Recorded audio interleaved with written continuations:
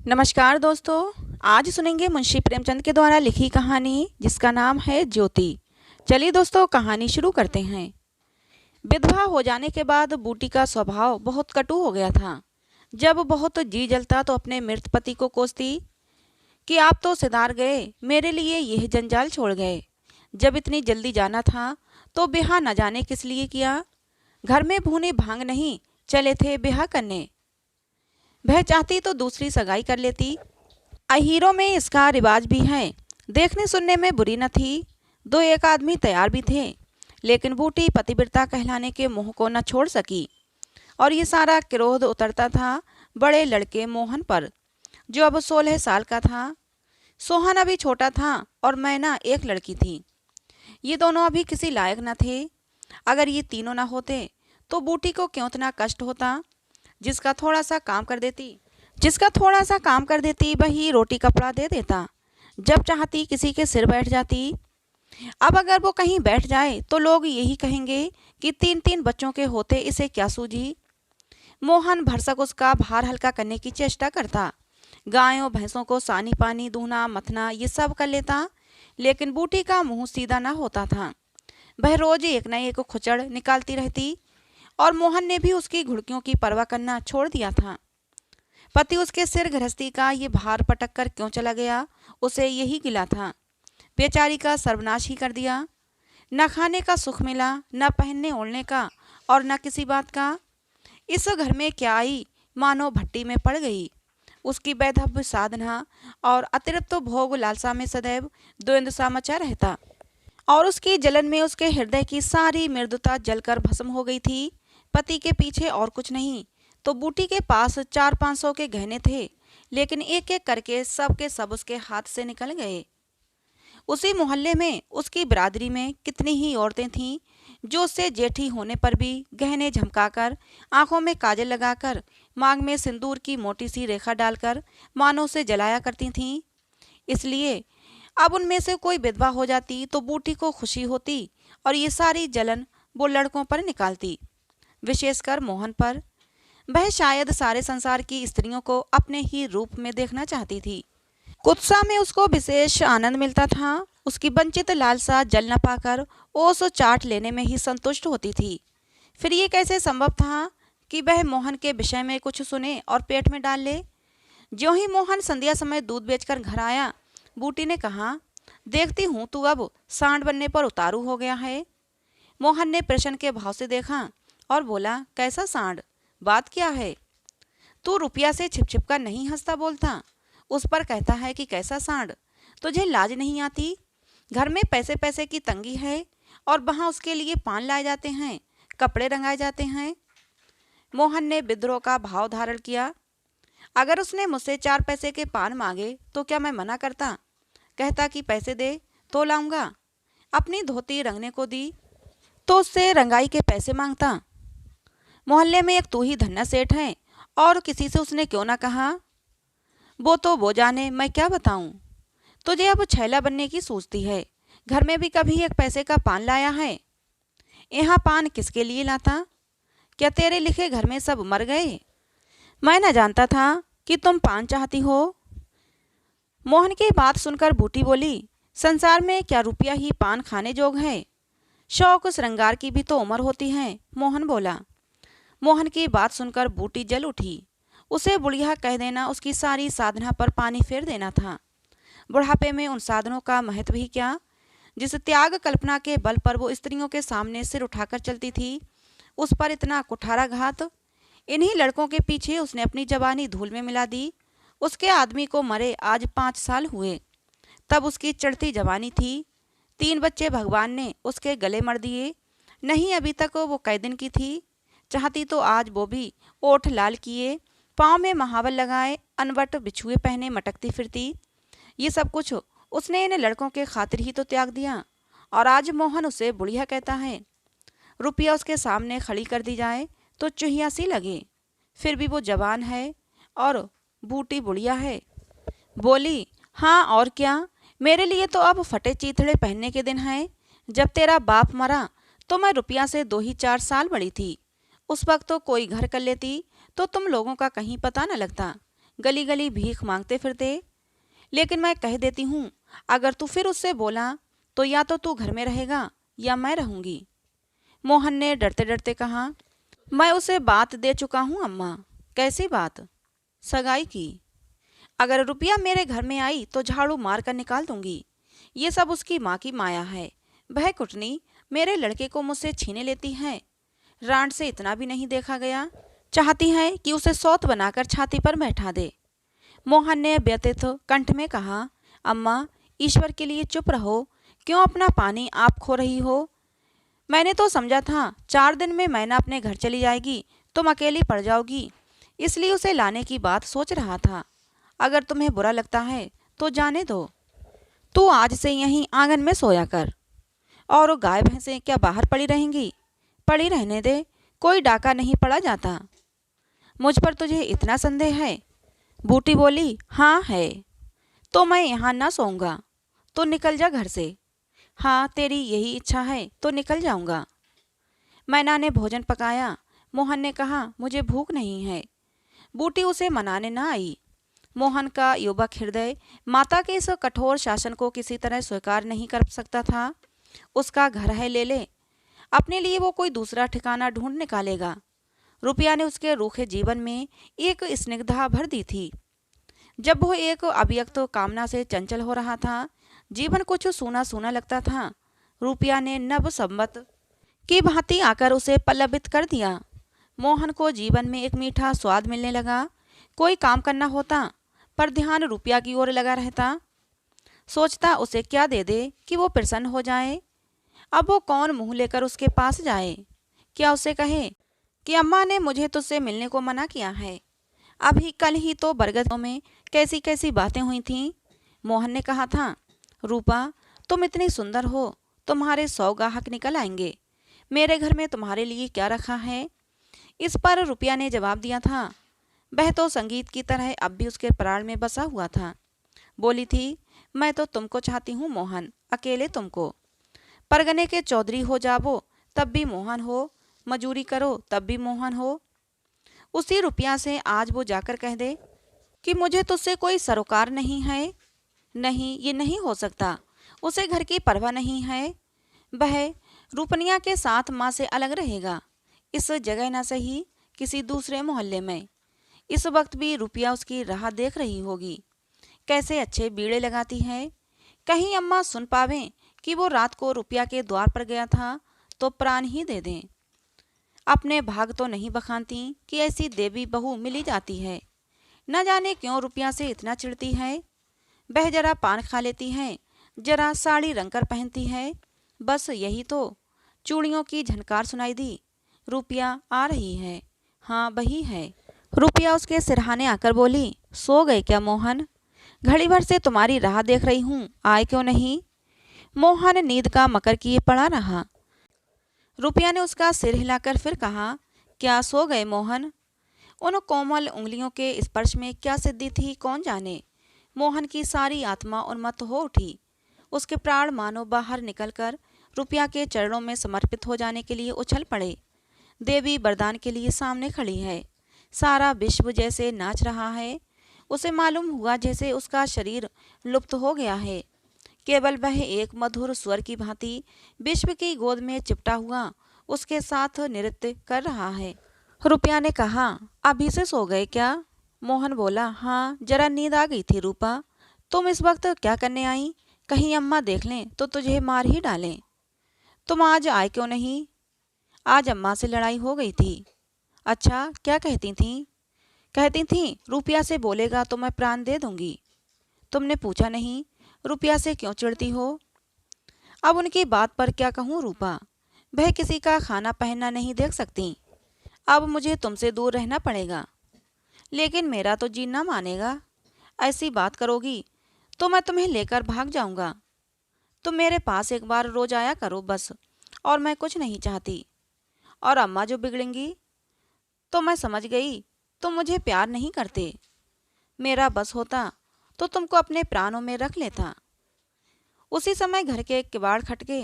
रुपया भाग गई। दूसरे दिन मोहन सोकर उठा तो उसके हृदय में आनंद का सागर सा भरा हुआ था। पहले वो सोहन को बराबर डांटता रहता था। सोहन आलसी था, घर के काम धंधे में जीना लगाता था। मोहन को देखते ही वह साबुन छिपाकर भाग जाने का अवसर खोजने लगा। मोहन ने मुस्कुराकर कहा, धोती बहुत मैली हो गई है सोहन, धोबी को क्यों नहीं दे देते। सोहन को इन शब्दों में स्नेह की गंध आई। धोबिन तो पैसे मांगती है, तो पैसे अम्मा से क्यों नहीं मांग लेते।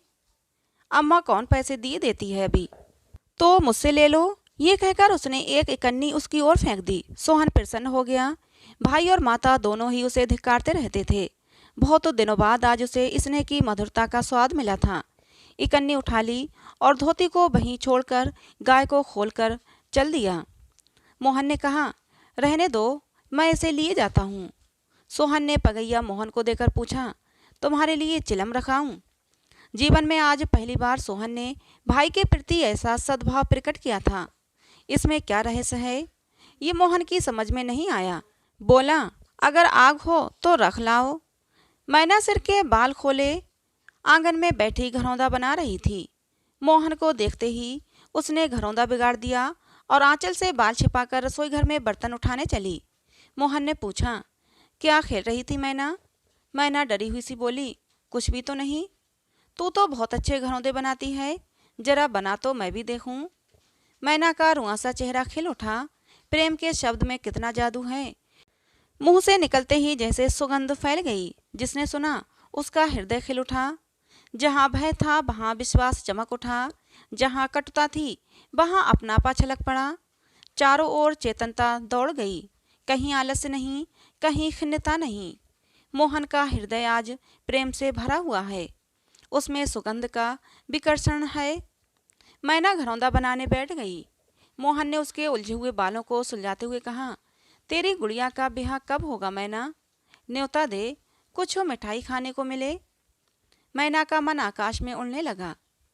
सोचने लगी, जब भैया पानी मांगेंगे तो वो लोटे को राख से खूब चमाचम करके पानी ले जाएगी। बोली, अम्मा पैसे नहीं देती, गुड्डा तो ठीक हो गया है, टीका कैसे भेजूं। कितने पैसे लेगी। 1 पैसे के बतासे लूंगी और 1 पैसे का रंग, जोड़े तो रंगे जाएंगे कि नहीं। तो 2 पैसे में तेरा काम चल जाएगा। मोहन बोला, हाँ भैया, 2 पैसे दे दो तो मेरी गुड़िया का ब्याह धूमधाम से हो जाएगा। मोहन ने 2 पैसे हाथ में लेकर मैना को दिखाए। मैना लपकी। मोहन ने हाथ ऊपर उठाया। मैना ने हाथ पकड़कर नीचे खींचना शुरू किया।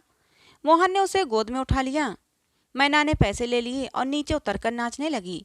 फिर अपनी सहेलियों को विवाह का न्योता देने भागी। उसी वक्त तो बूटी गोबर का झावा लिए आ पहुंची। मोहन को खड़े देखकर कठोर स्वर में बोली, अभी तक मटर गश्ती हो रही है, भैंस कब दुही जाएगी। आज बूटी को मोहन ने विद्रोह भरा जवाब न दिया, जैसे उसके मन में माधुर्य का कोई सोता सा खुल गया हो। माता को गोबर का बोझ लिए देखकर उसने झावा उसके सर से उतार लिया। बूटी ने कहा, रहने दे, जाकर भैंस धो, मैं तो गोबर लिए ही जाती हूँ। तुम इतना भारी बोझ क्यों उठाती हो, मुझे क्यों नहीं बुला लेती। माता का हृदय बात्सल से गदगद हो उठा। तू जा अपना काम देख, मेरे पीछे क्यों पड़ता है। गोबर निकालने का काम मेरा है अम्मा, और दूध कौन दुहेगा, वो भी मैं करूँगा। तू तो इतना ही बड़ा जोधा है कि सारे काम कर लेगा। जितना कहता हूँ उतना तो कर लूँगा, तो फिर मैं क्या करूँगी। तुम लड़कों से काम लो जो तुम्हारा धर्म है, मेरी तो कोई सुनता ही नहीं।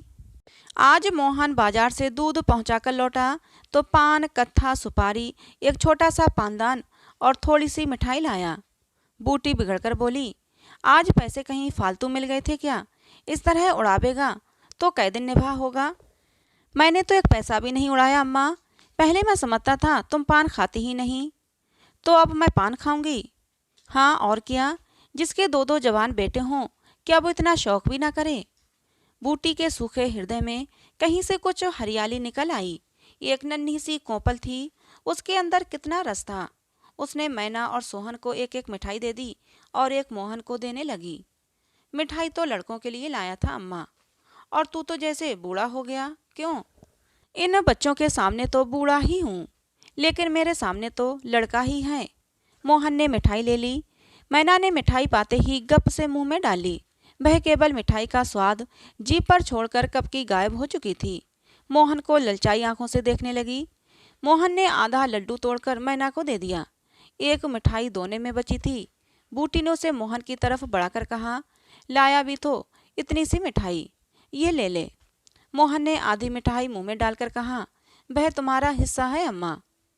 तुम्हें खाते देखकर मुझे जो आनंद मिलता है उसमें मिठास से ज्यादा स्वाद है, बूटी बोली।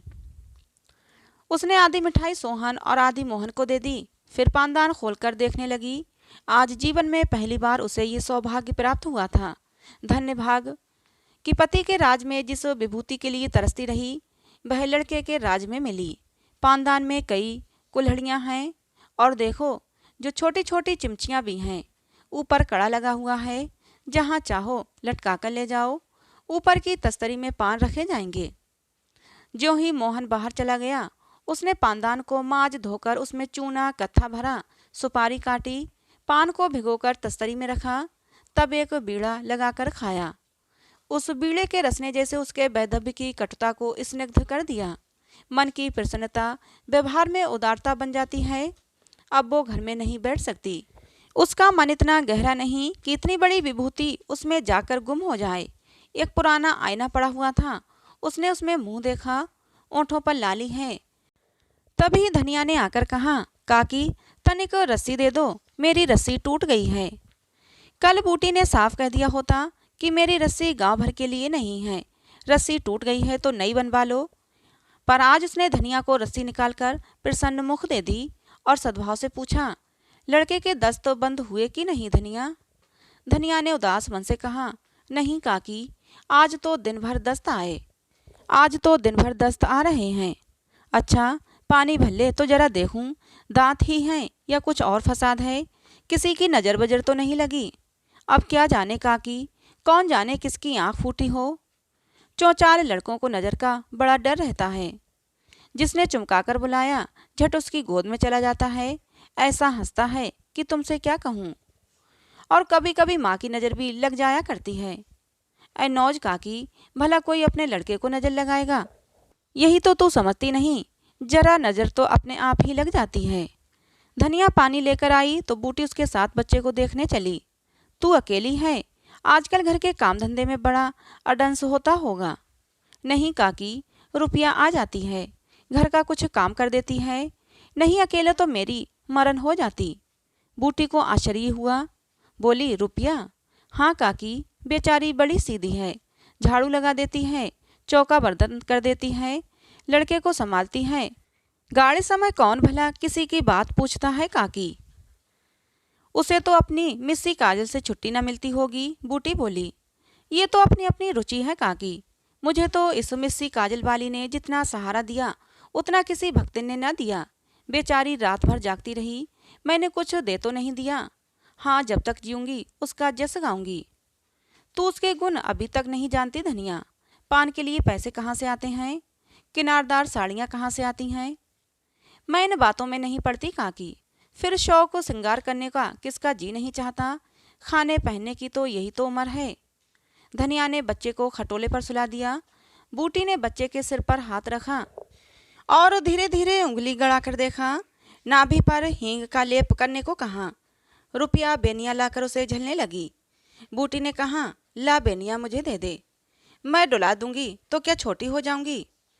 तू दिन भर यहाँ काम धंधा करती है, थक गई होगी।